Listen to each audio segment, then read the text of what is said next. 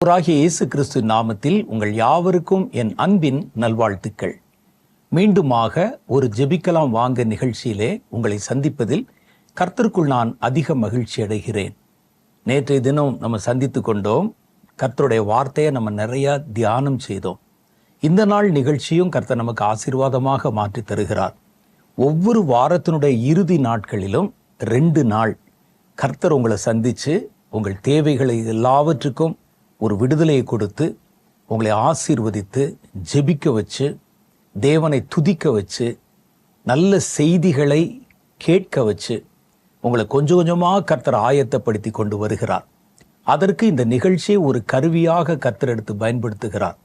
அதனால் இந்த நிகழ்ச்சிக்காக நீங்கள் கர்த்தரை ஸ்தோத்திரிக்கணும்.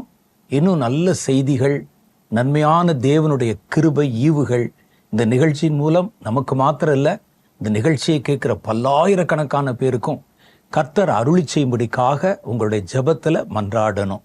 இந்த நிகழ்ச்சியினுடைய ஒவ்வொரு பகுதியும் தேவனுடைய ஆவியினாலே வடிவமைக்கப்பட்டு பரிசுத்த ஆவியினுடைய வரங்களினால் நிறைந்த தேவ பிள்ளைகளால் உருவாக்கப்பட்ட ஒரு நிகழ்ச்சி. இதை நம்ம எப்படி புரிஞ்சுக்கிறலாம்னா, இந்த நிகழ்ச்சியினுடைய ஆரம்பத்திலிருந்தே பாருங்களேன், அது ஆராதனை நேரமாக இருந்தாலும் சரி, அதற்கு பிறகு வருகிற ஜெப நேரங்களாக இருந்தாலும் சரி, ஒவ்வொரு நேரத்திலும் பரிசுத்த ஆவியானுடைய அசைவாடுதலை உங்கள் வீட்டிலேயே உங்களால் உணர முடியும். அதுதான் இதனுடைய விசேஷம். இதுக்கு முன்னால் இருந்த கொஞ்ச காலத்துக்கு முன்னாலேலாம் ஒரு கூட்டம் நடக்கிற இடத்துக்கோ ஒரு சபை ஆராதனைக்கோ போனால் தான் தேவ பிரசன்னத்தை பிரத்யட்சமாக உணர முடியும். ஆனால் இப்போ அப்படி இல்லை. வீட்டில் இருந்த இடத்துலையே கர்த்தருடைய வார்த்தைகள் வெளிப்படும் போது நம்ம வீட்டிலேயே தேவனுடைய அசைவாடுதலையும் தொடுதலையும் ஆலோசனையும் அறிந்து கொள்ள முடிகிறது. கர்த்தர் சமீபத்துக்கு மாத்திரமல்ல, தூரத்துக்கும் தேவன் என்பதை மெய்ப்பித்து வருகிறார். இந்த நாள் நிகழ்ச்சியிலும் கர்த்தர் நம்மோடு நிறைய பேசினாரு. நிறைய காரியங்களை கர்த்தர் நமக்கு வெளிப்படுத்தி காமிச்சாரு. எதற்கெல்லாம் ஜெபிக்க வேண்டும் என்ற காரியங்களை விளக்கி காண்பித்து ஜெபிக்கவும் வைத்தார். எல்லாவற்றுக்கு மேலாக உங்களுக்காக ஜெபிக்க வச்சார். நிறைய தான் செய்கிற அற்புதங்களை சாட்சிகள் மூலமாக வெளிப்படுத்தினார். இந்த நிகழ்ச்சியில் இதுவரைக்கும் நம்ம நல்லா கவனித்து பார்த்தோம். ஒரு நல்ல ஒரு ஆகாரம் புசித்ததை போன்ற ஒரு மன திருப்தி இந்த நிகழ்ச்சியின் மூலம் நமக்கு கிடைத்திருக்கிறது. இப்போ நம்ம என்ன செய்ய போகிறோம்? கர்த்தருடைய வார்த்தைகளுக்குள்ளே கடந்து போக போகிறோம். நான் அடிக்கடி சொன்ன காரியம்தான், இந்த நிகழ்ச்சியில் நான் பேசுகிற பகுதி முழுவதும் புதிதாக கிறிஸ்துவை ஏற்றுக்கொண்டு கிறிஸ்தவ அனுபவத்துக்குள்ளே வந்திருக்கிறவங்களுக்காக சொல்லப்படுகிற செய்திகள். அதுக்காக பழைய கொஞ்சம் நல்ல அனுபவம் வாய்ந்த கிறிஸ்தவர்கள் கேட்கக்கூடாதுன்னா கேட்கலாம். உங்களுக்கும் கர்த்தர் அதில் நிறைய வார்த்தைகளை வைத்திருப்பார். நேற்றைய தினம் நம்ம சந்தித்து கொண்ட போது புதுசாக கர்த்தருக்குள்ளே தங்களுடைய ஓட்டத்தை துவக்கி இருக்கிற, புதுசாக கிறிஸ்தவ வாழ்க்கை ஆரம்பிச்சிருக்கிற தேவனுடைய பிள்ளைகளுக்கு இயல்பாக வருகிற சந்தேகங்கள், சந்தேகம் சொல்லக்கூடாது, கேள்விகள், சில கேள்விகள் வரும். அந்த கேள்விகளுக்கு பதில் தெரியணும். நேற்றைய தினம் நான் சொன்னேன், பதில் தெரிவதற்கு, பதில் வாங்குவதற்கு நேர்மையான, உண்மையான, சரியான, ஆரோக்கியமான வழிகள் இருக்கிறது. அதை விட்டுட்டு நீங்கள் எதையாவது போய் எங்கேயாவது போய் அதற்குண்டான விடையை ஆராய முற்படக்கூடாது. அதில் முதல் வழி என்னன்னு கேட்டால், ஒரு சந்தேகம் எனக்கு வருது, என்னுடைய கிறிஸ்தவ வாழ்க்கை அனுபவத்தில் ஒரு சந்தேகம் வருது. உடனே நான் என்ன செய்யணும்? வேதத்தில் இந்த அனுபவம், இந்த காரியம் எங்கே சொல்லப்பட்டிருக்குது அப்படின்னு தேடி பார்க்கணும். முற்பிதாக்களுடைய வாழ்க்கையை நீங்கள் எடுத்து பார்த்தீங்கன்னா, எல்லாரும் நம்ம போன இதே பாதையின் வழியாகத்தான் கடந்து வந்திருப்பாங்க. அவர்களுக்கு கர்த்தர் எப்படி நடத்தினாரு, என்ன சொன்னார், என்ன செய்தார், அதை நம்ம அறிவதன் மூலம் நம்ம அதை புரிந்து கொள்ளலாம். இரண்டாவது என்ன செய்யலாம் அப்படின்னு கேட்டால், அந்த கேள்விகள் வரும் பொழுது நல்ல அனுபவம் வாய்ந்த ஊழியர்கள், மறுபடியும் திருத்தி அழுத்தமாக சொல்கிறேன், நல்ல அனுபவம் வாய்ந்த வசன ஞானம் உள்ள ஊழியர்கள், அவங்ககிட்ட போய் நீங்கள் உங்களுடைய சந்தேகத்தை சொல்லி, என் வாழ்க்கையில், கிறிஸ்தவ வாழ்க்கையில் எப்படி ஒரு பிரச்சனை இருக்குது, நான் இதை எப்படி எதிர்கொள்வது, இதில் எப்படி நடக்கணும், எனக்கு ஒரு சந்தேகம் இருக்குது அப்படின்னு இந்த சந்தேகங்களை அவங்ககிட்ட கேட்டிங்கன்னா, அவர்கள் வசனத்தின் அடிப்படையிலும் அவங்க பல பேரை வழி நடத்தினதின் அடிப்படையிலும் அவங்களுக்கு இருக்கிற அனுபவத்தின் அடிப்படையிலையும் நமக்கு இதற்குண்டான விளக்கங்களை சொல்லி, நீங்கள் இந்த இடத்துல இப்படி முடிவெடுக்கணும், இந்த இடத்துல நீங்கள் எப்படி நடந்து கொள்ளணும் என்பதை கற்பிப்பார்கள். மூன்றாவது வழி என்ன இருக்குன்னு கேட்டால், ஜெபத்தில் போய் உட்கார்ந்துடணும். ஜெபத்தில் உட்கார்ந்து உங்கள் சந்தேகங்களை தேவனிடத்திலே சொல்லி காத்திருந்து ஜெபிக்கணும். அப்படி ஜெபிக்கும்போது கர்த்தர் உங்களுடைய இருதயத்தில் உங்கள் மனதிற்குள்ளேயே தெளிவாக அந்த பிரச்சனைக்கு உண்டான பதிலை, ஒரு தீர்வை அவர் நமக்கு வெளிப்படுத்துவார். இது பல தேவனுடைய ஊழியக்காரர்களுடைய அன்றாட அனுபவமாக இருக்கிறது. இன்னைக்கு நாங்கள் ஊழியத்தில் எத்தனையோ வருடங்கள் ஊழியம் செய்தா கூட இன்னும் சில சமயங்களில் சந்தேகங்கள் வரும். சந்தேகங்கள் சொல்ல முடியாது, சில மனசுல சில வினாக்கள் எழும்பும். இந்த இடத்துல நம்ம எப்படி நடக்கணும், இதுல நம்ம எப்படி செயல்படணும், இந்த பிரச்சனையை நம்ம எப்படி எதிர்கொள்ளணும் என்ற காரியங்கள் எல்லா நேரத்திலும் எல்லா விதமான நிலைகளிலும் தேவனுடைய பிள்ளைகளுக்கு வருவது இயல்பு. அப்ப நம்ம எதை தேர்ந்தெடுக்கிறோம் அப்படின்னா, தேவனுடைய சமூகத்துல போய் ஜெபத்துல காத்திருக்கிறோம். ஜெபத்துல காத்திருந்து, ஆண்டவரே இந்த காரியம் என்னமா முடியும், இதுல நம்ம எப்படி ரியாக்ட் பண்ணணும், என்ன செயல்படணும் என்பதை அவரிடத்திலே விசாரிச்சு கேட்கிறோம். அதை நீங்க ஆரம்பத்திலிருந்தே கற்றுக்கொண்டு பழகிவிட்டால் உங்களுடைய ஆவிக்குரிய வாழ்க்கை ரொம்ப சுலபமா மாறி போயிடும். ஏன்னா கேள்விகள் வரும்பொழுது அதற்குண்டான விடையை கண்டுபிடிச்சு நம்ம அடுத்த கட்டத்தில் நகரும்போது தான் நல்ல வளர்ச்சியை நம்ம அடைகிறோம், ஏற்ற வளர்ச்சியை நம்ம அடைகிறோம். அதனால என்ன செய்யணும், நாமே தேவனுடைய பாதத்தில் காத்திருந்து நம்முடைய கேள்விகளுக்கான பதிலை பெற்றுக்கொள்ள முயல்வது தான் ரொம்ப ஒரு ஆரோக்கியமான வளர்ச்சிக்குள்ளே நம்மை வழி நடத்தும். எல்லாவற்றுக்கும் யாராவது ஒரு ஊழியக்காரர் சார்ந்தே இருக்க வேண்டும் என்றும் எதிர்பார்க்க கூடாது. அவங்களே சொன்னா போதும், அவங்ககிட்ட மாத்திரம் போய் கேட்டா போதும், அப்படி இருக்கக்கூடாது. நீங்களே பர்சனலா வசனத்துல தேடணும். உங்க சந்தேகங்களுக்கு தேவனிடத்துல ஜெபம் பண்ணி அவர்கிட்ட கேட்கணும். அப்பதான் நம்ம தெளிவான நமக்கு ஏற்ற பதிலை நம்ம பெற்றுக்கொள்ள முடியும். இப்போ நம்ம பார்க்க போறது என்னன்னா, பொதுவாகவே கிறிஸ்தவர்களுக்கு துவக்க நிலையிலே வருகிற ஒரு கேள்வி.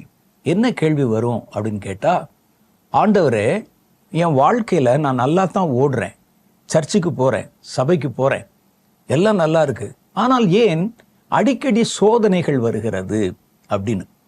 கிறிஸ்தவ வாழ்க்கை துவங்கும் போது ரொம்ப ரம்மியமா இருக்கும். சிலருக்கு நல்லா பைபிள் படிக்கிறது, 24 மணி நேரம் பைபிள் படிப்பாங்க, காலையில் எந்திரிச்சோடனே சத்தமாக பாட்டு பாடி துதிச்சு ஆராதனை பண்ணுவாங்க. அவர்களுக்கு எல்லாம் நல்ல நண்பர்கள் கிடைப்பாங்க, நல்ல சபை கிடைக்கும், நல்ல ஆராதனைக்கு போவாங்க, ரொம்ப மனரம்யமாக இருக்கும்.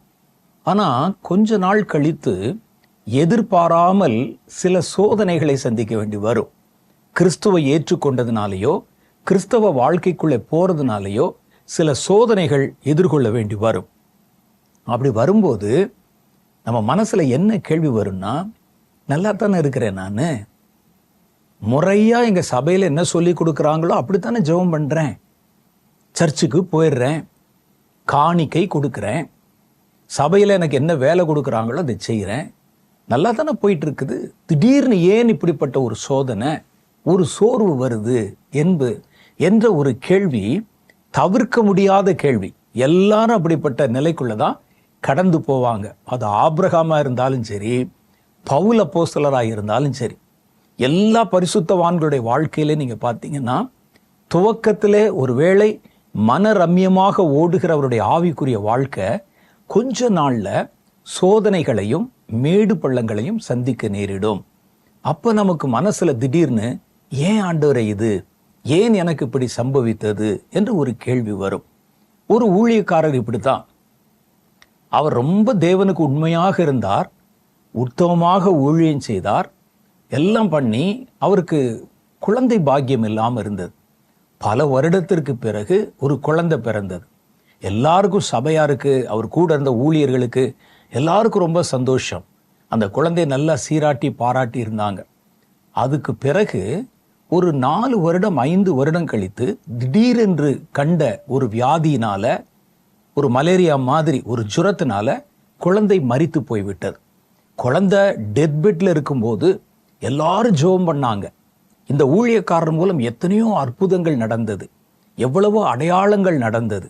அவர் கை வச்சு ஜெபம் பண்றாரு, அவர் கூட இருக்கிறவங்க ஜெபம் பண்றாங்க, பெரிய பெரிய ஊழியர்கள் ஜெபம் பண்றாங்க. நாளுக்கு நாள் அந்த குழந்தையினுடைய நிலைமை மாறி மோசமா மாறி மரித்தே போய்விட்டது. உடனே அவருடைய மனசுல ஒரு கேள்வி, ஏன் ஆண்டவரே, நான் என்ன தப்பு செஞ்சேன், என் ஊழியத்துல எல்லாம் சரியாத்தானே ஓடிக்கிட்டு இருக்கிறேன், ஏன் என் வாழ்க்கையில இப்படிப்பட்ட ஒரு காரியம் வந்தது, அப்படின்னு அவர் காத்திருந்த போது அவர் மனதில் ஒரு எண்ணம் தோன்றினது. ஏன் என்று கேட்க எனக்கு உரிமை இல்லை. கர்த்தர் கொடுக்கிறாரு, கர்த்தர் எடுக்கிறாரு. மண்ணோடுகளுக்கு ஒப்பான மனிதனாயிருந்தும் தன்னை உண்டாக்கின தேவனோட வழக்காடக்கூடாது, வழக்காடுகிறவனுக்கு ஐயோ அப்படின்னு போட்டிருக்கு. கர்த்தர் ஏதோ ஒரு நோக்கத்திற்காகத்தான் இதை செய்தார். எனக்கு இன்னைக்கு வரைக்கும் புரிஞ்சுக்கிற முடியல, ஏன் கர்த்தர் இந்த சோதனையை, இவ்வளோ பெரிய ஒரு இழப்பை என் வாழ்க்கையில ஏற்படுத்தினார் என்று. இன்னொரு தேவ மனிதர், அவருடைய ஊழியத்தினுடைய சிறப்பே சுகமாக்குகிற ஊழியம், குணமாக்குகிற ஊழியம். அவர் கூட்டம் நடத்தினார்னா ஆயிரக்கணக்கான பேர் ஒரே நேரத்தில் சுகமாவாங்க. கண் பார்வை இல்லாதவர்களுக்கு கூட கண் பார்வை கிடைத்திருக்கிறார். நல்ல ஊழியம் ஓடிக்கொண்டே இருந்தது.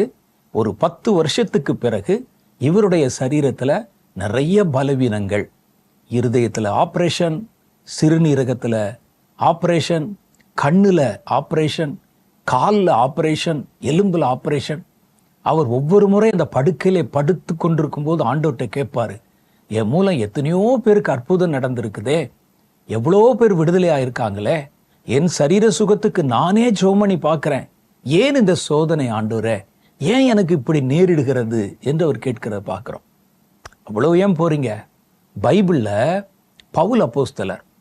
பவுல் அப்போஸ்தலருடைய உருமால்கள், அவர் வச்சிருக்கிற கர்ச்சிஃபு, அதை கொண்டு போய் போட்டா கூட வியாதியஸ்தர்கள் சுகமாறாங்க. அவர் போற இடத்துல அப்போஸ்தலர்களுடைய நிழல் பட்டு குணமாகிறாங்க. எத்தனையோ பேரை சுகமாக்குகிறாங்க.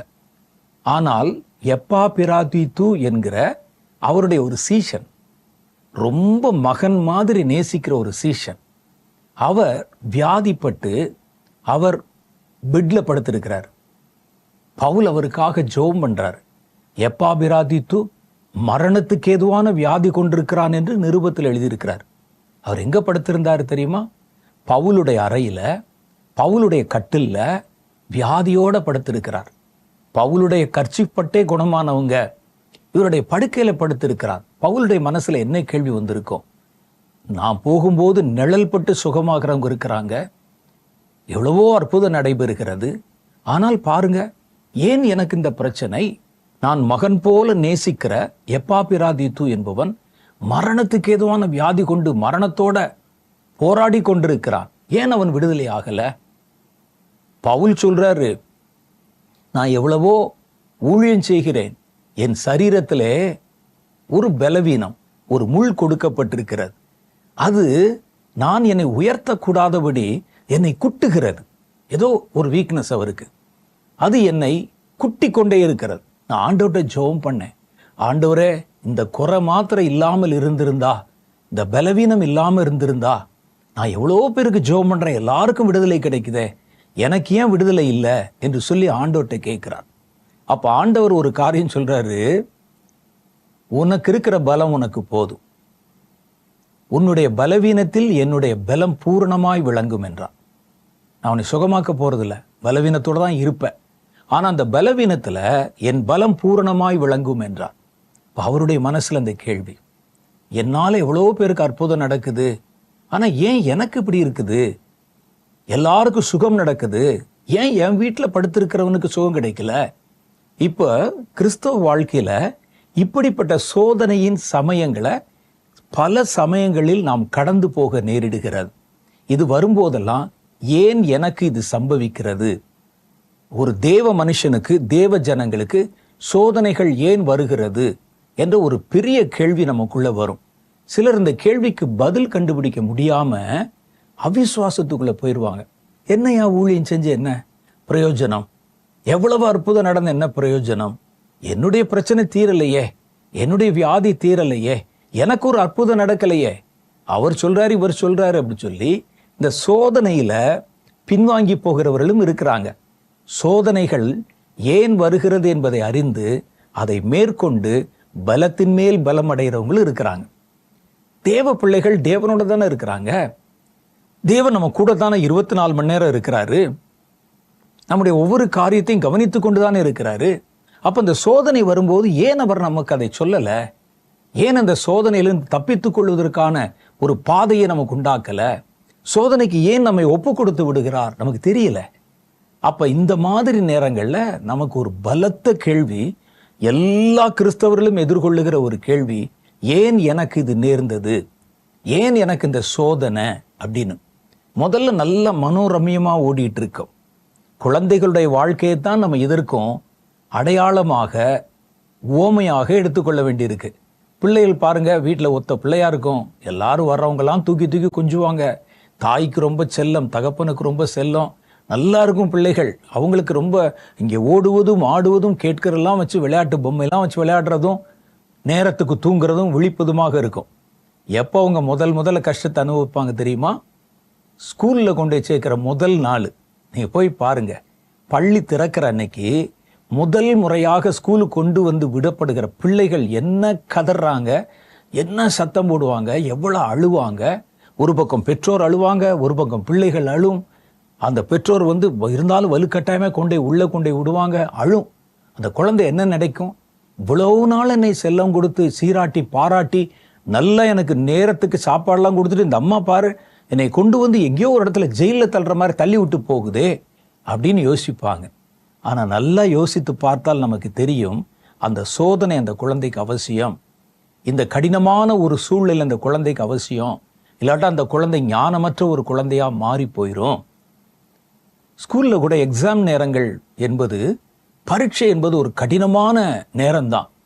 பரீட்சைக்கு ப்ரிப்பேர் பண்ணணும், பரீட்சைக்கு போகணும் அப்படின்னு. அது நமக்கு பல முறைகள் நமக்கு அதை பார்க்கும்போதே பயம் உண்டாகிறது.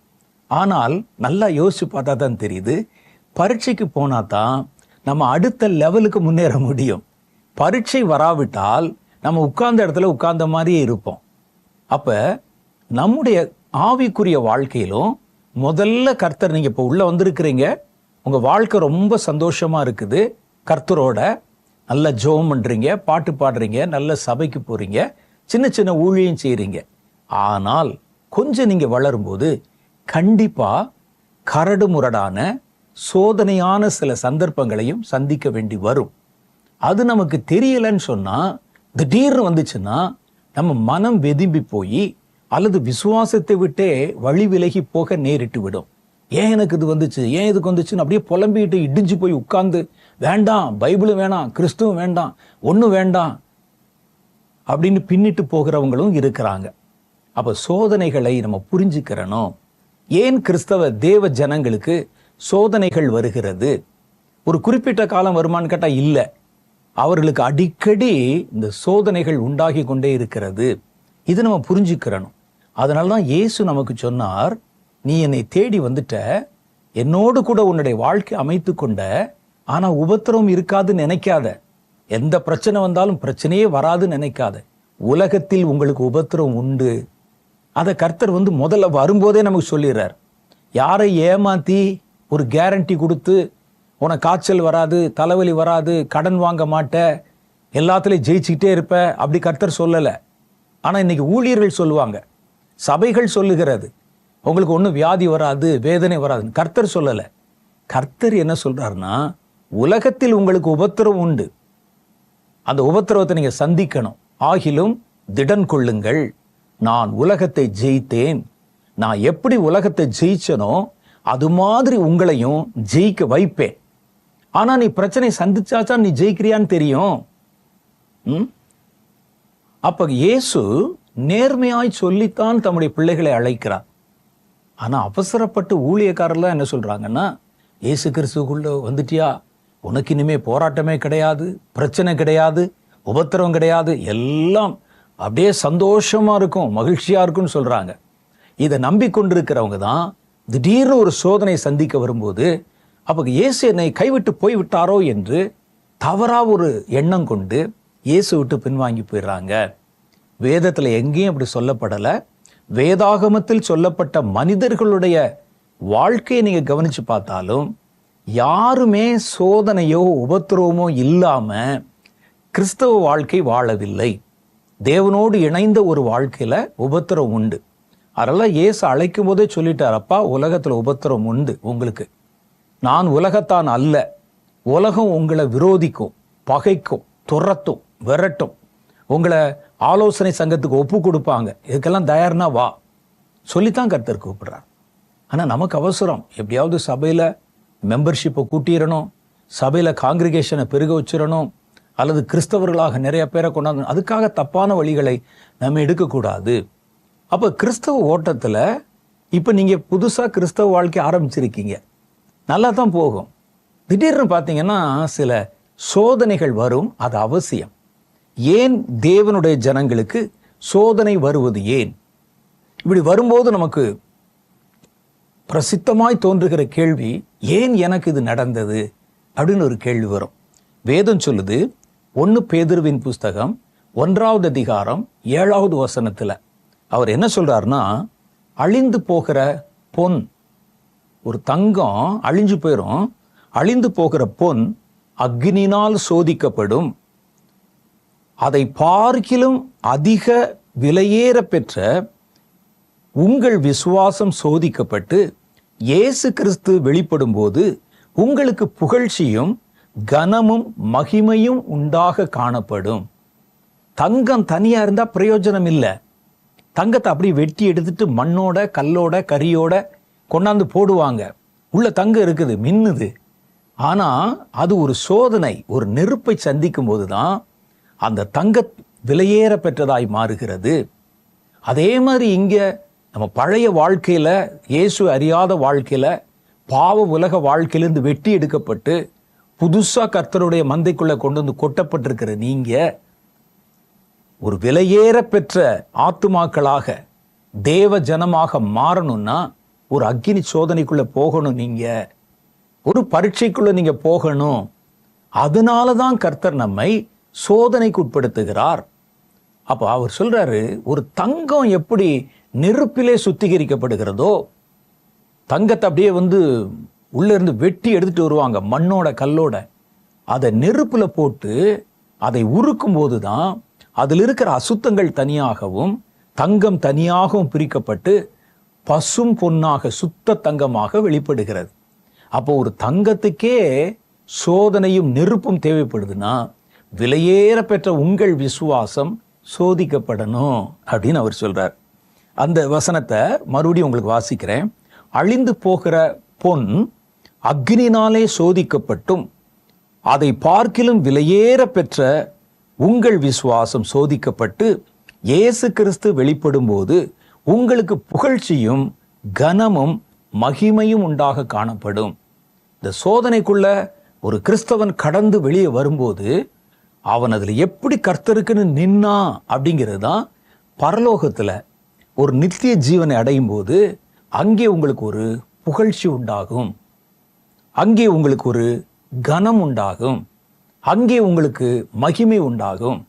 அது வரைக்கும் ஷைனிங் இல்லாமல் இருந்த அந்த பொண்ணு மகிமையின் வெளிச்சம் பட்டு அது பிரகாசிக்க ஆரம்பிக்கும். அப்ப இதனால நமக்கு சோதனை என்பது அவசியம் என்று வேதம் சொல்லுகிறது. யோபுவை கர்த்தர் சோதனைக்கு ஒப்பு கொடுத்து அவரை உபத்திரவப்படுத்தினது எதுக்கு அப்படின்னு கேட்டீங்கன்னா, யோபுவை கர்த்தர் அவருடைய உத்தமத்தனத்தை வெளிப்படுத்துவதற்கு. எல்லாம் நல்லா இருந்தா நல்லா தானே இருப்பாங்க. நம்ம ஜோமனை கர்த்தர் கொடுத்துக்கிட்டே இருக்கிறாரு, நம்ம என்ன கேட்டாலும் நமக்கு வந்துடுது, அப்படிதான் நமக்கு ஒரு பிக்சர் காட்டுவாங்க. ஊழியர்களோ அல்லது சில சபைகளோ ஒன்று காட்டுவாங்கன்னா, நீங்கள் கேட்கும் போதெல்லாம் கர்த்தர் கொடுத்துக்கிட்டே இருப்பார், பிரச்சனை வந்தால் கர்த்தர் பண்ணுவார். உங்களுக்கு சத்துருக்கள் ஜெபிச்சிங்கன்னா அவன் அதோட ஆள் இல்லாமல் காணாமல் போயிடுவான் அல்லது அழிஞ்சு போயிடுவான். நீங்கள் என்ன சொன்னீங்களோ நடக்கும், நாக்கில் சொன்னால் நடக்கும், இப்படிலாம் சொல்லுவாங்க. ப்ராக்டிக்கலாக பார்த்தீங்கன்னா அப்படிலாம் இருக்காது. அப்போ என்ன நடக்குதுன்னு கேட்டால், கர்த்தர் இப்படி எல்லாத்தையும் கொடுத்துக்கிட்டே இருந்தா, நல்ல சுமூகமான சூழ்நிலை இருந்தா, நீங்க நல்லவனா கெட்டவனா உத்தமனா என்று யாருக்கும் விளங்காது. ஏன்னா எனக்கு தான் எல்லாம் கிடைச்சிருதே, அப்ப நான் நல்லா தான் இருப்பேன். வேதம் சொல்லுது, உங்களுடைய உத்தமத்தனம் விளங்கணும்னா நீ சோதனை நேரத்தில் எப்படி இருக்கிற அதை பார்க்கணும். நல்லா இருக்கும்போது எல்லாம் நல்லா தான் இருப்பான். சோதனை என்று வரும்போதுதான் ஒரு மனிதனுடைய குணம் வெளிப்படும். வேதத்துல பாருங்களேன், யோபுவின் புஸ்தகம் 1வது அதிகாரம் 8 to 11 வரைக்கும் உண்டான வசனம். யோபுவுக்கு கர்த்தர் சோதனை நேரத்தை கொடுத்தது அவருடைய உத்தமத்தனத்தை வெளிப்படுத்துவதற்கு. அது சும்மா இருக்கும்போது எல்லாரும் என்ன சொன்னாங்க, இது மாதிரி எப்ப பார்த்தாலும் கேட்டா கொடுத்தா நல்ல பணக்காரனா இருந்தா அவனுக்கு என்னப்பா, நல்லா 3 நேரம் ஜெபம் பண்ணலாம், நல்லா தியானம் பண்ணலாம், பிள்ளைகளை கூட்டு வந்து பலி கொடுக்கலாம், எல்லாம் நல்லா இருக்கு. எல்லாரும் அப்படித்தானே செய்வாங்க. இருக்கிறதெல்லாம் எடுக்கப்பட்டு போனா அப்ப இந்த யோபு என்ன செய்வான்? கடவுளை தூஷிப்பான்ல அப்படின்னு நினைப்பாங்க. அப்ப கர்த்தர் வரை அனுமதித்தது, யோபு உண்மையிலேயே என்னை நான் கொடுக்கிற ஆஸ்திக்காகவோ ஐஸ்வர்யத்துக்காகவோ உலக பிரகாரமான சந்தோஷத்துக்காகவோ என்னை தேடாமல் என்னை எனக்காகவே தேடுகிறான். அவருடைய உத்தமத்தனத்தை வெளிப்படுத்தணும்னு சொன்னா அவனை சோதனைக்குட்படுத்தி அதை எப்படி அவன் ஜெயிக்கிறான் என்பதை உலகம் அறிய செய்யணும் என்று கர்த்தர் விரும்பினார்.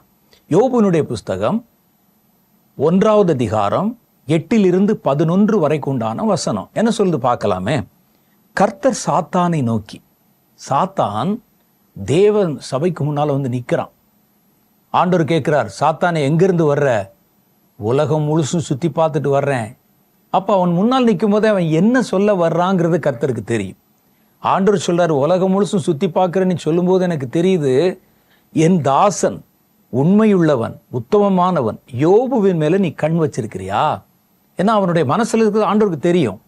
யார் மனசுல இருக்கிறதும் அவரால நீங்க பேசாமலே புரிந்து கொள்ள முடியும். அப்ப கர்த்தர் கேட்கிறாரு சாத்தானை நோக்கி, என் தாசனாகிய யோபுவின் மேல் கவனம் வைத்தாயோ? யோபு பத்தி எனக்கு நல்லா தெரியும்பா. அவன் எப்படிப்பட்டவனா? அவன் உத்தமனும் சன்மார்க்கனும் தேவனுக்கு பயந்து பொல்லாப்புக்கு விலகுகிறவனுமாகிய அவனை போல பூமியிலே ஒருவனும் இல்லை என்றார் ஆண்டவர். அவன் மாதிரி உலகத்திலே யாரும் இல்லை. என் மேல அவ்வளோ விசுவாசம், அவ்வளோ நம்பிக்கை. உடனே சாத்தான் சொல்லுகிறான்.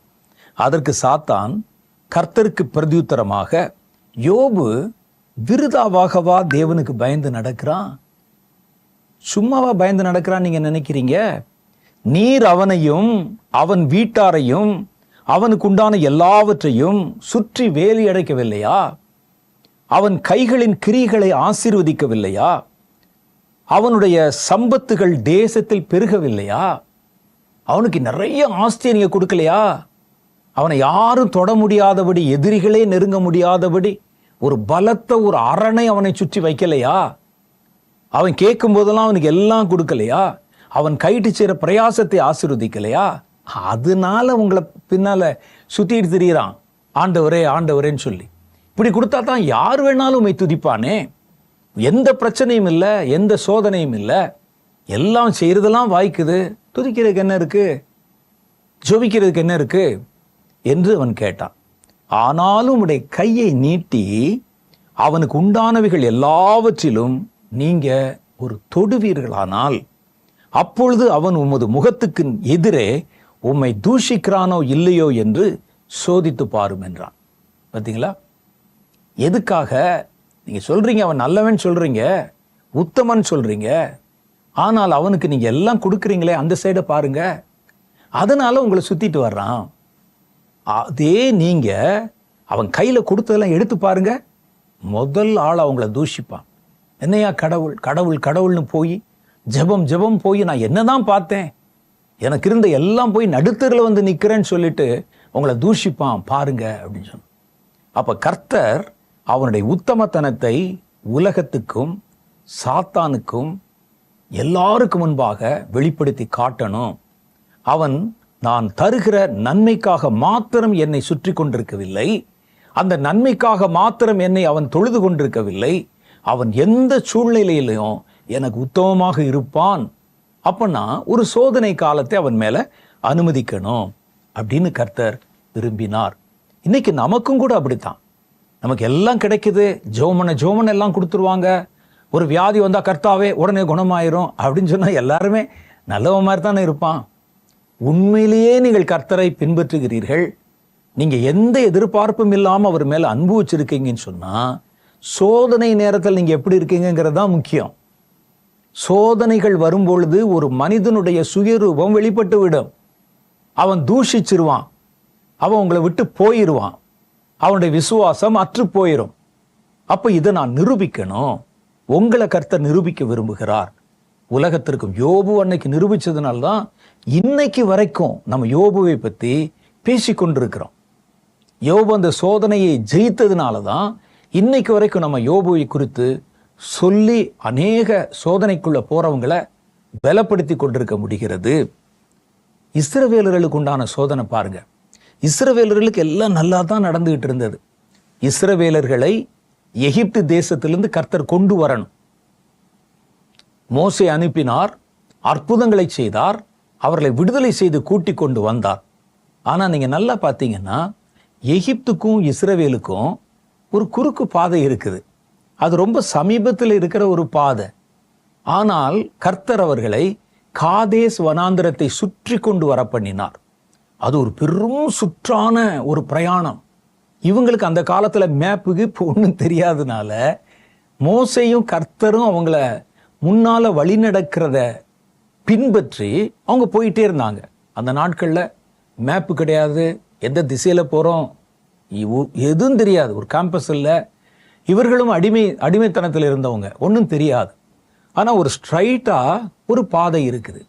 அதை விட்டு கர்த்தர் முன்னால் அப்படி கடந்து போறாரு.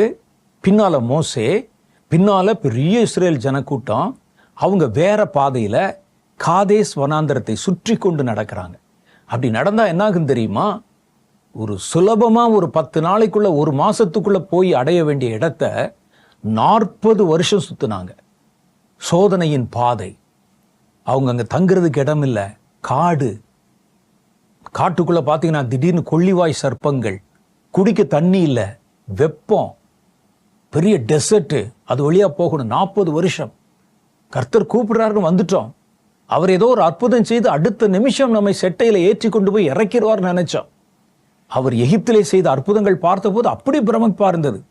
நைல் ஆற்று தண்ணி ரத்தமா மாறுது, பார்வோன் பயப்படுகிறான், செங்கடல் 2ஆ பிளக்குது, பார்வோன் சேனை அமிழ்கிறது.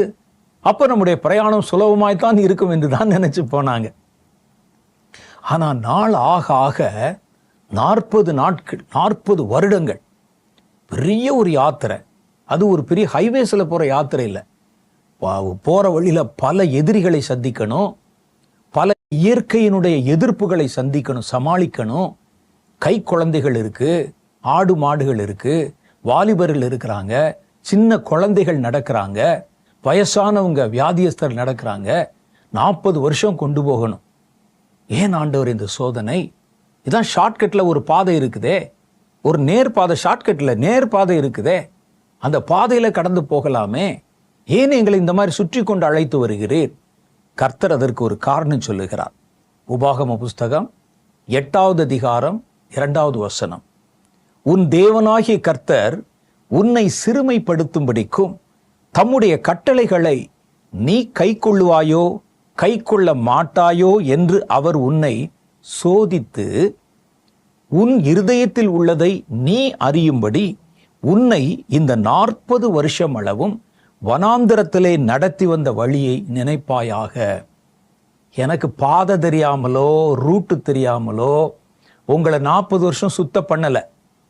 எனக்கு பாதையும் வழியும் தெரியாம உங்களை நான் கஷ்டப்படுத்தல, சோதிக்கல. பர்பஸாத்தான் சோதிச்சேன். ஏன் அப்படின்னு கேட்டா, நீங்கள் எனக்கு கீழ்ப்படிவீங்களா, கீழ்ப்படிய மாட்டீங்களா, முறுமுறுப்பீங்களா, விலகிடுவீங்களா, அல்லது நடந்தது போதும் இங்கே தங்கிடுவீங்களா, விடாப்பிடியாய் நான் சொன்ன இடத்தை, இலக்கை அடைய முயற்சிப்பீங்களா அப்படிங்கிறத சோதிக்கணும். இன்னைக்கு காலையில புறப்பட்டு சாயந்தரம் போயிட்டா எல்லாரும் உத்தமர்கள் தான். இன்னைக்கு புறப்பட்டு அடுத்த மாசம் 1ஆம் தேதி அங்க போயிட்டா எல்லாருமே நல்லவர்கள் தான். ஆனா 40 வருஷம் நீண்ட பயணத்துல வரும்போதுதான் யார் யார் எப்படிப்பட்டவனா இருக்கிறான், அவனுக்கு தேவனுடைய காரியத்தை பொறுக்க மனதில்லாதவர்கள், முறுமுறுக்கிறவங்க, பசி தாங்க முடியாதவங்க, வேதனை வந்தால் கர்த்தருக்கு விரோதமா எதிர்த்து பேசுறவங்க, தேவனுடைய வழிநடத்தலுக்கு எதிர்த்து நிற்கிறவங்க, இதெல்லாம் உங்களுடைய குணம் என்னன்னு உங்களுக்கே தெரியணும்னா இந்த சோதனையின் பாதையிலே நீங்கள் நடந்துதான் வரணும். அது உங்களுக்கு அடையாளம் காட்டுது. நீங்க யாருங்கிறத அது உங்களுக்கு சுட்டி காட்டுது. நான் பொறுமையற்றவன், கர்த்தர் கொடுத்துக்கிட்டே இருந்தா நான் துதிச்சுக்கிட்டே இருப்பேன், சந்தோஷப்பட்டுக்கிட்டே இருப்பேன். கர்த்தரிடத்திலிருந்து ஏதாவது ஒரு காரியம் வேற மாதிரி வந்துச்சுன்னா உடனே முறுமுறுக்க ஆரம்பிச்சிருவேன். இதான் நான். அதை நீ தெரியறதுக்காக இஸ்ரவேலர்களுக்கு நேரிட்ட சோதனைகள் பாருங்க, 1 அல்ல 2 அல்ல, நீண்ட காலம் நீடித்த சோதனை. 40 வருஷம் நிரந்தரமா ஒரு இடம் இல்லை, நிரந்தரமா அவங்க சமைச்சு சாப்பிட்றதுக்கு ஒதுங்குவதற்கு நிழல் இல்லை. 40 வருஷம். ரெண்டாவது, வருத்தம் நிறைந்த பாதை. உபாகமம் 8:3 சொல்றத பார்த்தீங்களா? உன்னை பசியினால் வருத்தி, ஆண்டவர் சொல்றாரு, வருத்தம் அவங்களுக்கு 40 வருஷமும். அவர் உன்னை சிறுமைப்படுத்தி, உன்னை பசியினால் வருத்தி, மனுஷன் அப்பத்தினால் மாத்திரமல்ல கர்த்தருடைய வாயிலிருந்து புறப்படுகிற வார்த்தையினால் பிழைப்பான் என்பதை உனக்கு உணர்த்தும்படியும். கர்த்தர் ஏன் இந்த சோதனை அனுமதிச்சார்னா, சாப்பாடே இல்லாட்டா கூட நான் உன்னை நடத்துவேன் என்பதை நீ உணரணும். ஒரு சூழ்நிலைகள் உனக்கு எதிராக வந்தாலும், உன்னை அழித்து விடுவதற்கு வருவதைப் போல வந்தாலும், நான் உன்னை நடத்துவேன் என்பதை நீ புரிஞ்சுக்கிறணும். அப்போ அந்த பாதையில் போனால் தானே உனக்கு அதை அனுபவிக்க முடியும், நான் சொல்லுவதை நீ உணர முடியும். அதனால தான் உன்னை பசியில் வருத்தினேன். ஒரு நல்ல சாப்பாடு இல்லையேன்னு சொல்லி முறுமுறுக்கிறாங்க. குடிக்கிறதுக்கு தண்ணி இல்லாமல் உன்னை வருத்தினேன். அப்பத்தினால அல்ல, என் வார்த்தையை நம்பிட்டில்ல, உன்னை நான் பிழைப்பூட்டுவேன் என்பதை உனக்கு உணர்த்துவதற்காக என்று சொல்லுகிறார். சோதனையின் நடுவிலே அவருடைய நடத்துதல் இருந்தது. அதான் ரொம்ப முக்கியம். சோதனைகளுக்கு நடுவில், இந்த சோதனையின் பாதையில போகும்போது கர்த்தர் வெறும் சோதனையை மாத்திரம் நமக்கு கொடுக்கறது இல்லை. அந்த சோதனையில நிறைய நன்மைகளும் நமக்கு கிடைக்கிறது. சோதனையை நீங்க அவாய்ட் பண்ணிட்டீங்கன்னா இந்த நன்மைகளையும் இந்த ஆசீர்வாதங்களையும் நீங்கள் பெறவே முடியாம போயிடும். இது சோதனைக்குள்ள இருந்து தான் நமக்கு கிடைக்கக்கூடிய நன்மைகள் என்று வேதம் சொல்லுது. ஒன்று, நான் யாருங்கிறத நான் அறிந்து கொள்ளுகிற அறிவு எனக்கு கிடைக்குது. கர்த்தர் யார், என்னை எப்படி நடத்துகிறார் என்பதை அறிந்து கொள்ளுகிற உணர்வு எனக்கு கிடைக்குது. கர்த்தருடைய வார்த்தை எத்தனை மேலானது என்பதை புரிந்து கொள்ளும் ஞானம், அறிவு எனக்கு கிடைக்குது. இது 3 முதல்ல பார்த்துட்டோம். அப்புறம் பாருங்க, யாருக்குமே கிடைக்காத ஒரு காரியம், வானத்தில் இருந்து அப்பம். வானத்தில் இருந்து இவங்க விதைக்கல, அறுக்கல, கடைக்கு போகல, வாங்கல, சமைக்கல. ஆனா அவர்களுக்கு வானத்திலிருந்து அப்பம். அந்த அப்பத்தை குறித்து வேதம் சொல்லுது, அந்த அப்பம் தேவ தூதர்களின் அப்பம் அப்படின்னு சொல்லுது. அந்த அப்பங்கள் அவர்களுக்கு கொடுக்கப்பட்ட போது மனுஷன் சாப்பிடாத, மனுஷன் புசியாத வானத்து அப்பமாது. இதுவரைக்கும் முன்னால வாழ்ந்தவர்கள் இருக்காங்க பாருங்க, ஏனோக்கில் இருந்து, அதுக்கு முன்னால் ஆபிரகாம் காலத்தில் இருந்து எவ்வளவோ பரிசுத்தவான்கள், அதுக்கு பின்னால இப்போ வரைக்கும் எத்தனையோ பரிசுத்தவான்கள், தேவனுக்குன்னு உயிர் கொடுத்தவங்க, சீஷர்கள், அப்போஸ்தலர்கள், நீங்க நான் யாருமே அந்த வானத்து சாப்பாடு உணவை சாப்பிட்டதில்லை.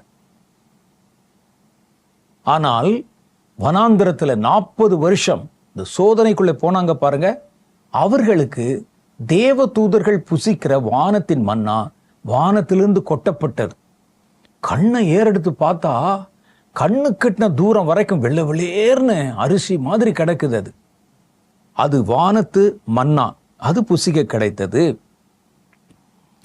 இவங்க ஒரு காலத்தில் என்ன செஞ்சாங்க, எகிப்தில் இருந்த போது சாப்பிட முடியாதுன்னு போட்ட கசப்பான கொம்மட்டி காய்களை போய் தேடி பறித்து அதை அறுத்து அதை சமையல் பண்ணி பிள்ளைகளுக்கு கூட சாப்பிட்டாங்க. பஞ்ச காலங்கள், இந்தியாவில் பஞ்சகாலம் ஞாபகம் இருக்கும். 1965, 66, 67 போன்ற காலகட்டங்களில் ஒரு கொடிய பஞ்ச காலம்.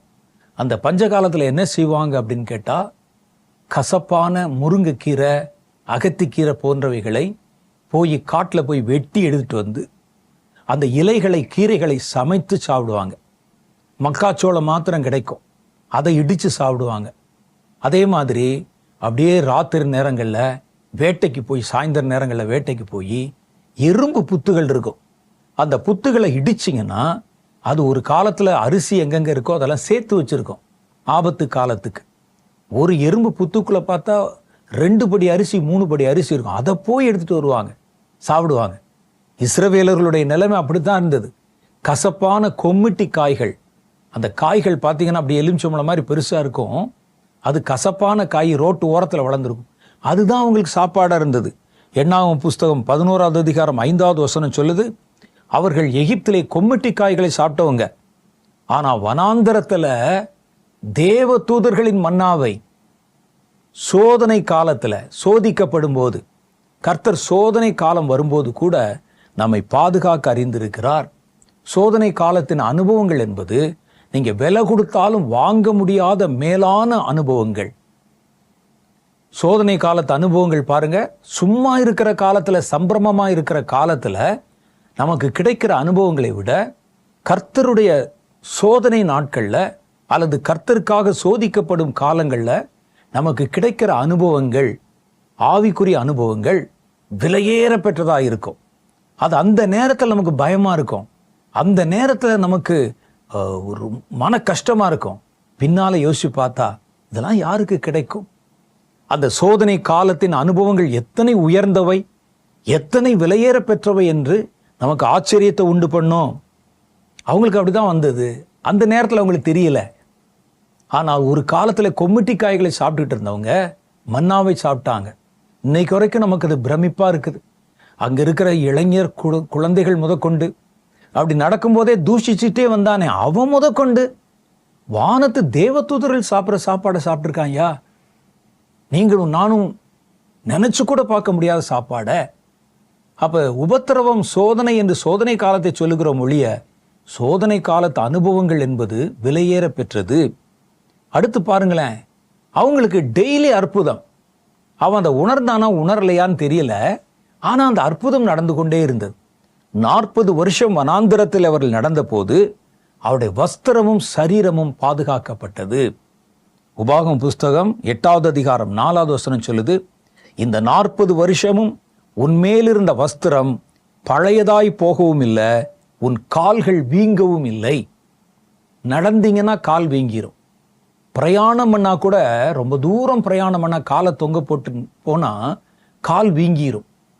ஆனா இவங்க பாருங்க, காலையில எந்திரிச்சு நடந்தாங்கன்னா ராத்திரி வரைக்கும் நடக்கணும்.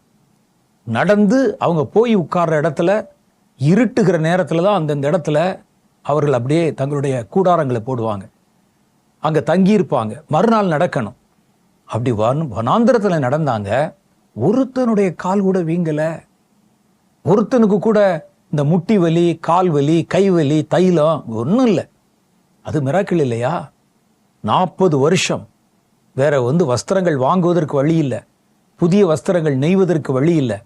ஆனால் அவர்கள் அதன் வழியா போனாங்க. அவர்கள் அதை உணர்ந்தாங்களான்னு தெரியல. கர்த்தர் சொல்றாரு, உன் ட்ரெஸ்ஸை பாரு, முதல்ல நான் உன்னை நடத்தினதுக்கு அதுவே சாட்சி. பழசா போச்சா? கிழிஞ்சிச்சா? 40 வருஷம் ஒரே துணியை போட்டிருக்கியே. நீ வளரும்போது அந்த துணியும் சேர்ந்து வளர்ந்ததே, உன் ட்ரெஸ்ஸும் வளர்ந்ததே, சட்டையும் வளர்ந்ததே. எவ்வளோ பெரிய அற்புதம்! இது மாதிரி ஒரு அற்புதம் வேற யாருக்காவது நடந்திருக்குதா? சோதனை காலத்தின் அற்புதங்கள், சோதனை காலத்தினுடைய உணர்வுகள், சோதனை காலத்தில் நீங்கள் சந்திக்கிற மேலான காரியங்கள், அது அப்புறம் யோசிச்சு பார்த்தா தான் உங்களுக்கு தெரியும். சோதனை காலத்துக்கு இவ்வளவு விசேஷம் இருக்கு. அப்ப நீங்கள் அப்பத்தினால் மாத்திரமல்ல, உங்களை நடத்துகிற தேவன் உங்களை காக்க வல்லவர் என்பதை நீங்கள் அறிந்திருப்பீர்கள். 3வது பாருங்க, சோதனை காலத்தின் அவர்கள் பெற்றுக்கொண்ட ஒரு பெரிய பாக்கியம் என்னன்னு கேட்டா, தினம் அவர்கள் தேவனை தரிசித்தார்கள். தினம் சோதனை நேரத்துல. வேதம் சொல்லுது, யாத்ராம புஸ்தகம் 13வது அதிகாரம் 22வது வசனம், அவர்கள் இரவும் பகலும் வழிநடக்க கூடும்படிக்கு கர்த்தர் பகலிலே அவர்களை வழிநடத்த மேக ஸ்தம்பத்திலும், இரவில் அவர்களுக்கு வெளிச்சங்காட்ட அக்னி ஸ்தம்பத்திலும் அவர்களுக்கு முன் சென்றார். அக்னிஸ்தம்பம் முன்னால போச்சுன்னு போடல, மேகஸ்தம்பம் முன்னால போச்சுன்னு போடல. அந்த மேகஸ்தம்பத்துல கர்த்தர் உட்கார்ந்து அவரும் போறார். அக்னி ஸ்தம்பத்து நடுவில் கர்த்தர் இருந்து அவரும் முன்னால போறார். நீங்க எப்போ பார்த்தாலும் உங்க கண்ணுக்கு முன்னால இந்த மேகம் ஒரு பெரிய ஸ்தம்பம், ஸ்தம்பம்னா ஒரு பெரிய ஒரு ஸ்தூபி மாதிரி, ஒரு தூண் மாதிரி சுற்றி கொண்டிருக்கிற மேகம் பார்த்துருக்கீங்களா நீங்க? அது முன்னால நடந்து போகுதாம். எப்போ? 40 வருஷமும். அவன் கண்ணை திறந்து பார்த்தாலே கர்த்தரை பார்க்க முடியுது, தேவ பிரசன்னத்தை. இரவு நேரத்தில் பார்த்து இப்படி வெளியே எட்டி பார்த்தீங்கன்னா நெருப்பு எரிந்து கொண்டிருக்குது. எப்படி இருக்கும்? இது யாருக்கு கிடைக்கும்? அந்த சோதனை வந்ததுனால தான், சோதனை காலத்துக்குள்ள போகும்போது உங்களுக்கு என்று கர்த்தர் வைத்திருக்கிற பெரிய பாக்கியங்களை உங்களால பார்க்க முடியும். ஆனா துரதிர்ஷ்டம் என்னன்னு கேட்டா, சோதனை நேரத்துல சோதனையைத்தான் நம்ம நினைச்சுக்கிட்டு இருப்போம் ஒழிய அதற்குள்ளே நடக்கிற நன்மைகளை நம்ம பார்க்க மாட்டோம்.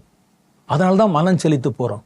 இதேதானா வாழ்க்கையில போராட்டம், பிரச்சனை, உபத்திரவம். கர்த்தரை நம்பிய நான் என்ன கண்டேன்? கடன் ஒரு பக்கம், ஊழியம் ஒரு பக்கம், ஒண்ணுமில்லை, எங்க பார்த்தாலும் விரோதம், துரோகம் அப்படின்னு நம்ம ஏன் முறுமுறுக்கிறோம்னா, சோதனை நேரத்துல நம்ம சோதனையை தான் பார்க்கிறோம்.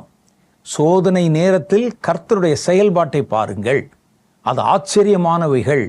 இது இஸ்ரவேலர்களுக்கு மாத்திரம் இல்லை, எல்லாருக்கும் அப்படிதான் நடக்கும். சோதனை நேரத்துல தேவனுடைய அந்யோன்ய பிரசன்னத்தை நம்மால உணர முடியும். ஷாத்ராக், மேஷாக், ஆபத்நேகோ என்பவர்கள் அவங்க தேவனை தவிர யாரை ஆராதிக்க மாட்டோம்னு சொல்லி நேபுகாத் நேச்சார் ராஜாக்கு முன்னால சொன்னாங்க. ராஜா ஒரு சட்டம் போட்டிருந்தார், இந்த என்னுடைய ஆளுமைக்குட்பட்ட இடத்துல நான் நிறுவின பொன் சிலையை தவிர வேற எந்த கடவுளை யார் ஆராதிச்சாலும் அவர்களை 7 மடங்கு எரியூட்டப்பட்டிருக்கிற அக்னி எரிகிற சூளையில தூக்கி போடணும், அதான் தண்டனை. கண்டுபிடிச்சிட்டாங்க.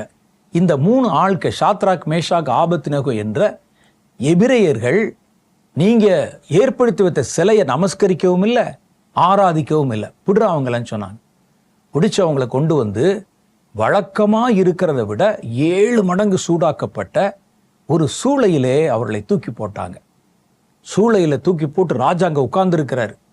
எரிகிற நெருப்புக்குள்ள ஷாத்ராக், மேஷாக், ஆபத்நேகோ 3 வாலிபர்களை கையை கட்டி தூக்கிட்டு போறாங்க. அந்த வெப்பம் தாங்க முடியாம தூக்கிட்டு போன அந்த பலசாலிகள் கீழே விழுந்து இறந்துடுறாங்க. இவர்களை தூக்கி எரிஞ்சிட்டு உள்ள போட்டுட்டு அவன் வெளியே வாசல்ல விழுந்து அவன் செத்து போயிட்டான். உள்ளே விழுந்தவர்கள் ராஜா பார்த்து கொண்டிருக்கிறார். அலறல் கேட்கும், சத்தம் கேட்கும், ஐயோ ஐயோன்னு கத்துவாங்க. இது எல்லா ஜனங்களுக்கு முன்னால ஒரு லெசனா, ஒரு பாடமா இருக்கும். இனி எவனும் வாலாட்ட மாட்டான் அப்படின்னு நினைச்சிட்டு பார்க்கிறாரு. திடீர்னு பக்கத்துல ஒரு உள்ள பார்த்தா உள்ளே நெருப்புக்குள்ளே வேறொரு வித்தியாசமான காட்சி தெரிகிறது. பக்கத்தில் இருக்கிறவர்களை கூப்பிட்டு கேட்டார், எத்தனை பேரை தூக்கி உள்ள போட்டீங்க? 3 பேர். 4வது ஒரு ஆளை பார்க்கிறேன். நீங்க தூக்கி போட்ட 3 பேரும் கை கட்டுகள், கால் கட்டுகள் அறுக்கப்பட்டு விடுதலையா உலாவிக்கிட்டு இருக்கிறாங்க. அவரோட 4வது ஒரு ஆள் நின்று ஏதோ ஒரு பார்க்ல நின்று பேசுற மாதிரி கை அப்படி பின்னால கட்டிட்டு ஜாலியா நடந்துகிட்டே என்னமோ பேசிட்டு இருக்கிறாங்க. இது என்னது? நான் காட்டுங்கிற காட்சி உண்மைதானா? அந்த தீ அணைங்கன்னு சொன்னான். தீ அணைச்சிட்டு வெளியே கொண்டு வந்தா ஒரு பெரிய ஆச்சரியம் காத்திருந்தது. என்ன ஆச்சரியம்னா, அவங்க மேல நெருப்பு பற்றவே இல்லை 3 பேர். ஆனா இப்ப 4வது ஆளை காணோம். 3 பேர். அவருடைய வஸ்திரத்தை மோந்து பார்த்தா அந்த நெருப்பு வாசனை கூட படல. 4வது யாருன்னு கேட்டாங்க. அது தேவன், எங்க கூட வந்து இருக்கிற தேவன், இஸ்ரவேலின் தேவன் எங்களோட பேசினார்னு சொல்றாங்க. ராஜா வெலவெலத்து போயிட்டான். நீங்க நல்லா யோசிச்சு பாருங்க. உடனே ராஜா ஒரு உத்தரவு போட்டான், இஸ்ரவேலின் தேவனே தேவன், ஷாத்ராக், மேஷாக், ஆபத்நேகோ என்பவருடைய தேவனுக்கு ஸ்தோத்திரம், நான் எழுதி தர்றேன். இந்த தேவனே உண்மையான தேவன் என்று ராஜா ஒரு கடிதம் எழுதி கொடுத்தான். அந்த சோதனை வராம இருந்திருந்தா தங்களோட உலாவுகிற ஒருவரை அவங்களும் பார்த்திருக்க மாட்டாங்க. இவங்க கூட அவர்கள் ஆராதிக்கிற தேவன் இருக்கிறார் என்பதை உலகமும் பார்த்திருக்காது.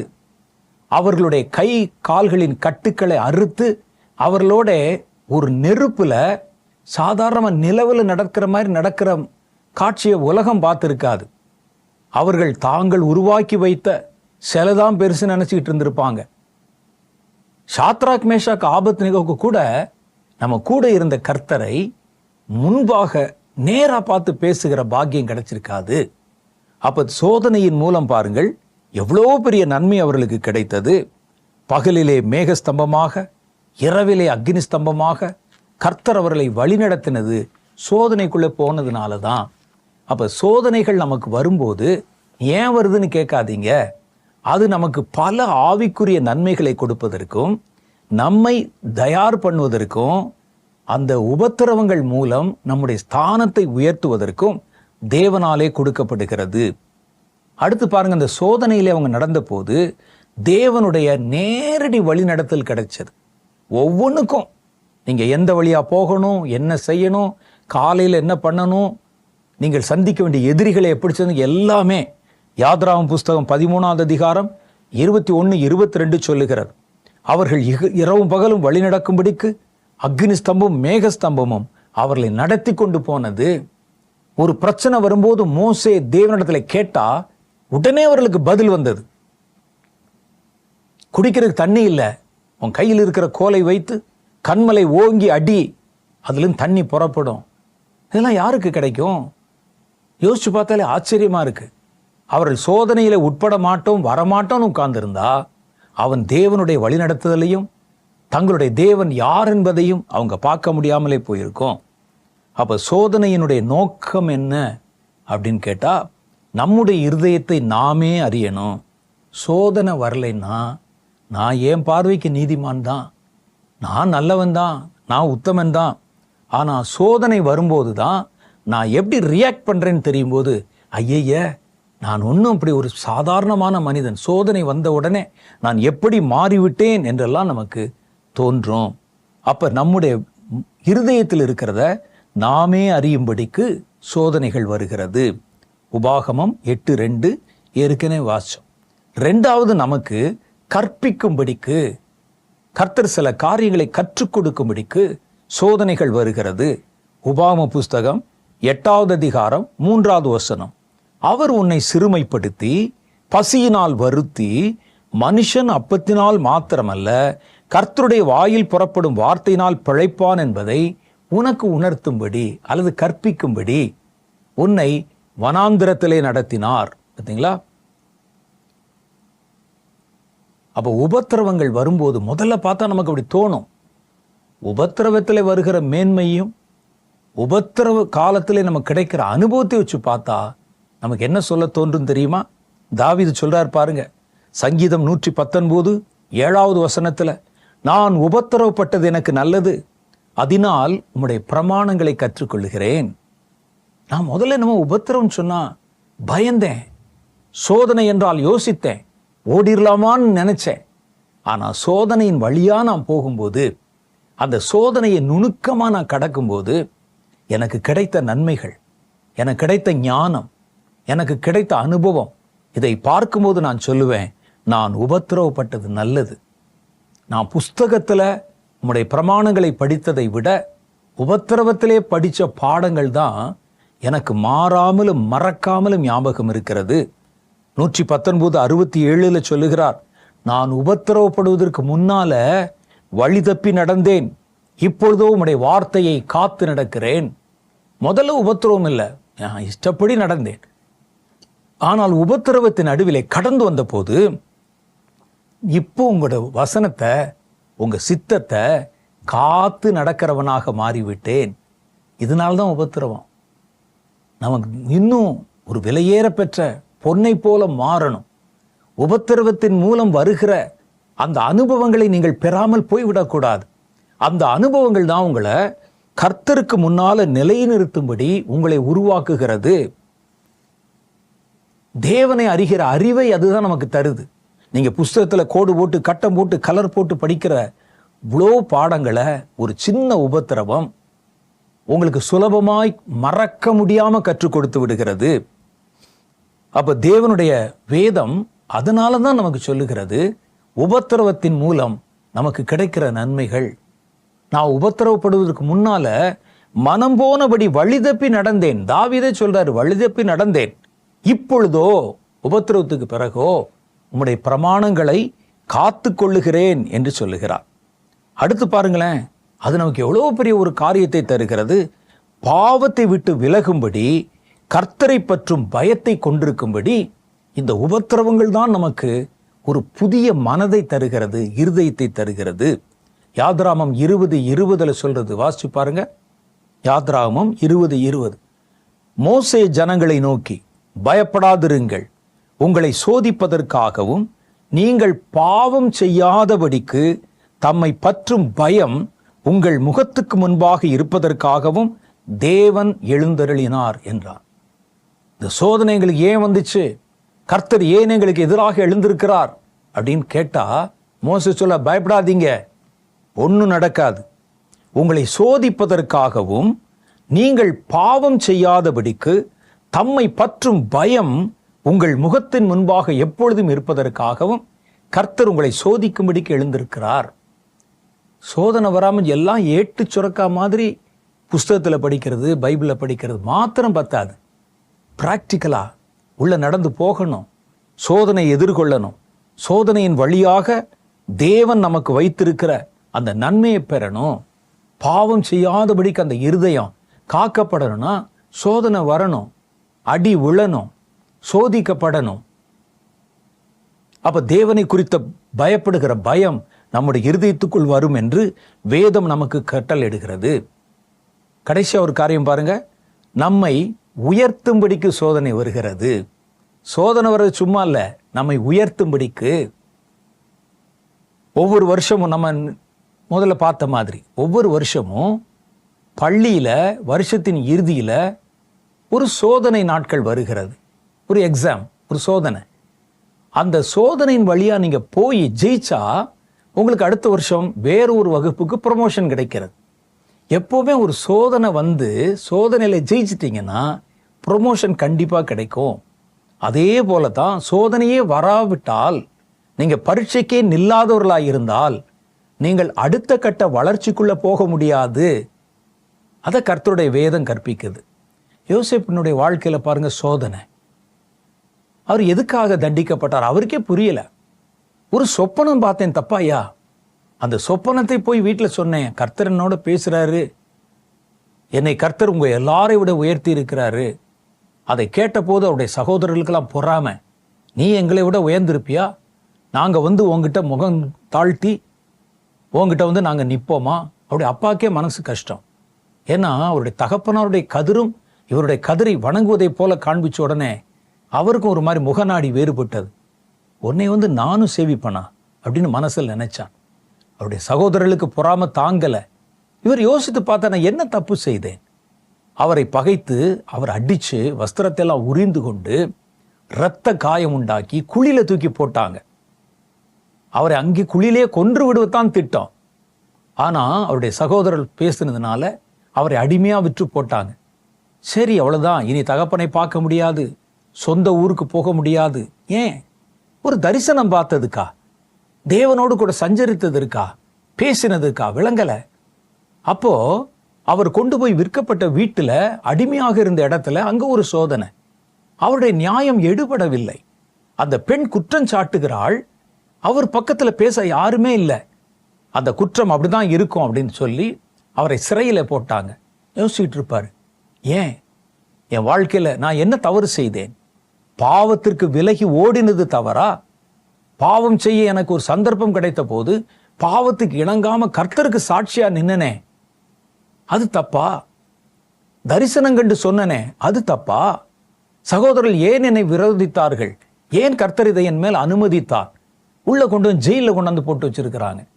ஜெயில அங்கே இருந்த 2 பேர் கண்ட சொப்பனத்துக்கு அர்த்தம் சொன்னார். நடந்தது. நாங்க போய் உன்னுடைய விடுதலைக்காக ராஜாட்ட பேசுறோம்னு சொன்னாங்க, மறந்துட்டாங்க. அவர் மனதில் இந்த கேள்வி, ஏன் சோதிக்கப்படுகிறேன்? ஆனா பாருங்க, அவர் சோதிக்கப்பட்ட போது திடீர்னு பார்வோன் ராஜா ஒரு சொப்பனம் கண்டு இதுக்கு அர்த்தம் யாராவது சொல்ல முடியுமான்னு கேட்கிறார். அப்ப திடீர்னு அந்த உள்ளே இருந்து சொப்பனத்திற்கு அர்த்தம் சொல்லி அதனால் விடுவிக்கப்பட்டவன், யோசேப்பு அர்த்தம் சொல்லி அதனால் விடுவிக்கப்பட்டவன், ராஜாவுக்கு பக்கத்தில் நின்றவன் சொன்னா, ஜெயில ஒரு பையனை பார்த்தேன், அவன் இதே மாதிரி எந்த கனவு கண்டாலும் அவனுடைய தேவன் அவருக்கு அர்த்தத்தை வெளிப்படுத்தி விடுகிறான், கூட்டுவான்னு சொன்னாங்க. பின்னால நடந்தது உங்களுக்கு தெரியும். யோசேப்பு சொன்ன அந்த அர்த்தம் அப்படியே சால பொருந்தியது. ராஜா அவன் கையில் எல்லாத்தையும் கொடுத்து, 7 வருஷம் எனக்கு அடுத்த ஸ்தானத்துல நீ இருந்து பஞ்ச காலத்துக்கு தப்பும்படி காரியங்களை செய்யணும்னு சொன்னான். அப்ப இவர் அங்கே இஸ்ரவேல்ல இருக்கும்போது சொப்பனம் கண்டு அவர் அடிச்சு குழியில போடாம இருந்திருந்தா பஞ்ச காலத்துல இவரும் பைய தூக்கிட்டு போயிருப்பாரு. இவரை உள்ள கொண்டு வந்து போத்திபாருடைய வீட்டில் வச்சு அவருக்கு அந்த சோதனை வராம இருந்தா அவர் போத்திபாருடைய வீட்டிலேயே தான் ஒரு வேலைக்காரனாக இருந்திருப்பார். அவரை சிறையிலே போட்டதுனால, சிறையிலே அவர் அவனுக்கு அந்த அர்த்தத்தை சொன்னதுனால, இந்த சோதனைகளை தாண்டி போனதுனால தான் ராஜாவை சந்திக்கும் பாக்கியம் அவருக்கு கிடைத்தது. இஸ்ரவேல் மேலே அதிகாரம் செலுத்தக்கூடிய அதிகாரத்தை கர்த்தர் கொடுத்தார். உங்கள் விசுவாசம் சோதிக்கப்பட்டு விலையேற பெற்ற உங்களுடைய விசுவாசம் கணிக்கப்படும் போது அந்த சோதனை உங்களை உயர்த்தும்படி வருகிறது. சோதனைக்கு நிக்கலைன்னா உயர்த்தப்பட முடியாது. ஆவிக்குரிய வாழ்க்கையில வளர முடியாது. சோதனைகளில் கிடைக்கிற ஆசீர்வாதமான அனுபவங்களை உங்களால் பெற முடியாது. ஆகவே சோதனைகள் வருகிறது. கர்த்தர் நம்மோட எவ்வளோ காரியம் பேசுறாரு பாருங்க. சோதனையை பார்க்கும்போது நீங்கள் சந்தோஷத்தோடு அந்த சோதனையை எதிர்கொள்ளணும். தப்பிச்சு போக முயற்சி பண்ணக்கூடாது. சோதனை ஏன் என்று கேட்டு மனம் வெதும்பி விடக்கூடாது. சரி, இன்னைக்கு நமக்கு அதிக நேரம் ஆகிவிட்டது. நம்ம ஒரு சின்ன ஜெபம் பண்ண போறோம். அடுத்த முறை நாம் சந்திக்கும் போது சோதனையில நம்ம எப்படி நடந்து கொள்ளணும் அப்படிங்கிற கொஞ்சத்தை பார்த்துட்டு அடுத்த கேள்வி, புது முகரை கிறிஸ்தவர்களுக்கு உண்டாகிற அடுத்த ஒரு கேள்வியை நம்ம எடுத்து அதையும் தியானிக்க போகிறோம். கண்களை மூடி ஜெபிப்போமா? அன்பும் இரக்கமும் நிறைந்த எங்கள் பரலோக பிதாவே, சோதனைகள் விலையேற பெற்ற எங்களுடைய விசுவாசத்தை பொன்னிலும் பசும் பொன்னிலும் விலையேற பெற்றதாய் மாற்றுவதற்கு வருகிறது. சோதனை காலங்களில் வருகிற அனுபவங்கள் எதோடு கூடவும் ஒப்பிடப்படத்தக்க அனுபவங்கள் அல்ல. அது விசேஷமானவை, விலையேற பெற்றவை. ஆண்டவரே, சோதனை காலங்களில் நாங்கள் கற்றுக்கொள்ளுகிற அனுபவங்கள், தேவனோடு கூட நெருங்கி நடக்கிற அந்த ஆசீர்வாதமான நேரங்கள், இவைகள் எல்லாம் சோதனையினாலே எங்களுக்கு சாத்தியமாகிறது. கர்த்தர் எங்களை உயர்த்த விரும்புகிற எல்லா உயர்ச்சிக்கும் ஆண்டவர் இந்த சோதனைகள் ஒரு வழிகோலாக அமைகிறது என்பதை நாங்கள் தியானித்தோம். சோதனைகளை கண்டு மனம் விதும்பவோ மனம் பதறவோ பயப்படாமலோ இருந்து சோதனைகளை நாங்கள் எதிர்கொள்ள ஆண்டவர் இந்த துவக்க நிலையிலே எங்களை நீர் ஆயத்தப்படுத்தும். இந்த வார்த்தைகளை கேட்ட ஒவ்வொருவரையும் பேர் பேராய் ஆசீர்வதியும். இயேசுவின் கரத்தில் இவர்களை ஒப்புக் கொடுத்து ஜெபிக்கிறேன், எங்கள் பிதாவே, ஆமென். கர்த்தர் நம்மை சந்தித்தார். அடுத்த முறை சந்திக்கும் போது நம்ம இன்னும் மேலதிகமா பல விவரங்களை குறித்து தியானிக்க போகிறோம். அதுவரை கர்த்தர் உங்களை ஆசீர்வதித்து காப்பாராக. ஆமென்.